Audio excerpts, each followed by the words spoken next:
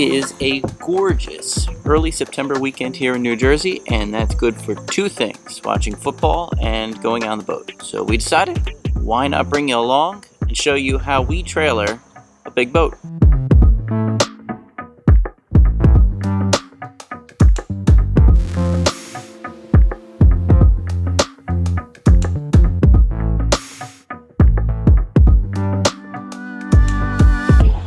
Alright, before I even hook up the truck and trailer, the first thing that I'm going to do is prep the boat. There is absolutely nothing worse than having your truck and trailer ready to go and realizing there's something wrong with the boat.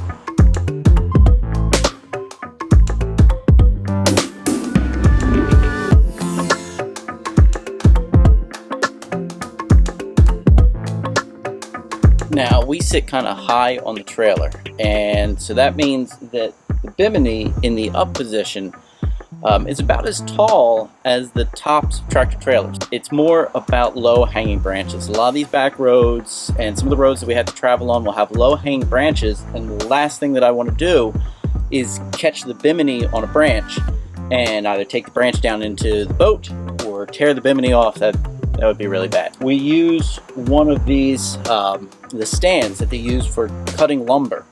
And I use that to lay the bimini down on that stand and then secure it with tie downs. It goes up and down pretty quickly, and it really lowers the boat by several feet. And so now we don't have to worry about branches or anything like that.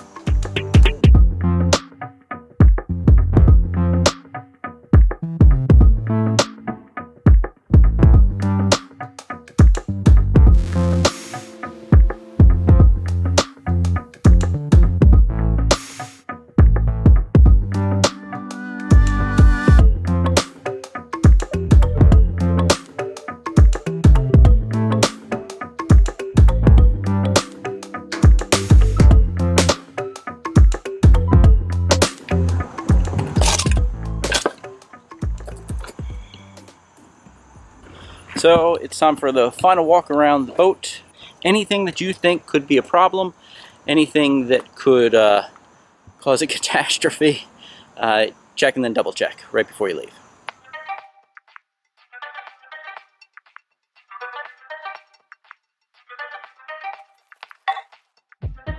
Alright, so let's get something out of the way. A big boat is a relative term, and yes, there are lots of boats bigger than this one, but there's also lots of boats that are smaller. We define big as about the largest express cruiser that you'd want to pull on a regular basis without having to resort to crazy setups and wide loads. Basically, what's the biggest that stays fun and doesn't become lots of work? So even if you made your way here looking for the Queen Mary behind a Ford F-150, I'd say stick around. You may see how much fun it can be stretching the limits of regular trailering while exploring and staying at many more places than you could with a boat that lives in the water.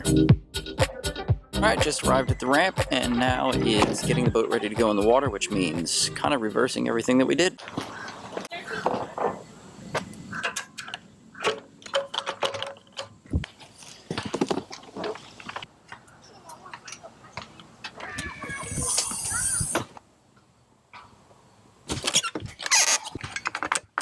One of the things that I like to do after I put all my lines on is to bring them up to the front of the boat so that while I'm up at the front of the trailer, I can throw them to my dock end. Oh, and bilge plug.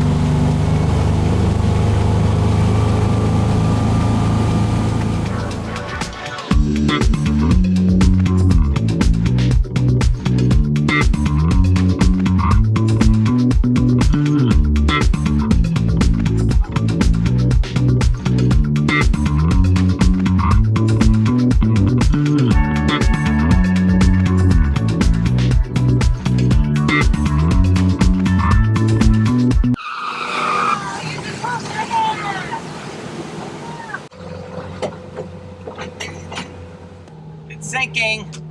Get ready. Here it comes.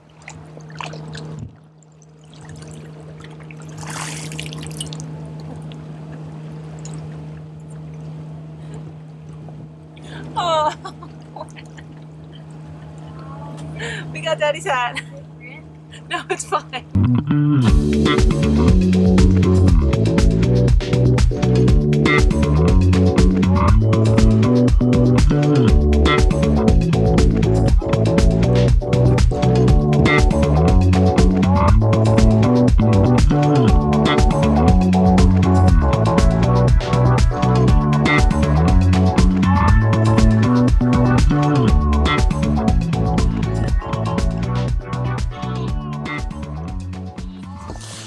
So we're settled in here, we're anchored, and I figured I'd talk a little bit about what I actually did to put the boat in the water. With most bunk style trailers is if you have guideposts, mark them at the water level that you need the water to come to float the boat off. This is a bunk style trailer. With roller style trailers, it's much easier to launch and to load, but they are more complicated. They often are more expensive, and there's more moving parts and more things to break. Nowadays, I think you typically see more bunk style trailers, but with a bunk style trailer, you have to be a little more cognizant of the tide, how much water you have at the ramp, and the slope of the ramp. Let me show you what we're dealing with now. So we have some time to kill because of the tide. This is our ramp, and this is the tide at the ramp. And as you can see, right now, we are 1.2 feet above low, but the tide is going out. And at 5:30, the tide is going to be dead low. So we have to wait until about 7 o'clock, 7:30, until we can leave. On the ramp, there's not enough water to get the boat back on. We can't float the boat on that low in the tide. That means that we get to spend about another 2.5, 3 hours out on the boat hanging out. I can think of worse places to be.